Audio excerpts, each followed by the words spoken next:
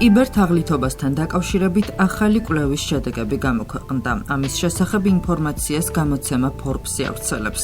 დაკვირვების მიხედვით დადგინდა, რომ 2024 წლის სექტემბრიდან დღემდე ამერიკის შეერთებულ შტატებში 4 მილიონზე მეტი კომპიუტერი დავირუსდა მავნე პროგრამით. ამ საკითხზე დაკვირვებას აწარმოებდნენ კიბერუსაფრთხოების კომპანია კელას სპეციალისტები. მათ აღმოაჩინეს 3 მილიარდზე მეტი მოპარული პაროლი, რომლებიც გავრცელებული იყო ჰაკერების მიერ. სპეციალისტების განმარტებით, განსაკუთრებით საგანგაშოა ის ფაქტი, რომ მოპარული მონაცემების დაახლოებით 40% შეიცავდა კორპორატიული სისტემების ინფორმაციას, მათ შორის ელფოსტის კონტენტის მართვის სისტემებისა და დისტანციური წვდომის მონაცემებს.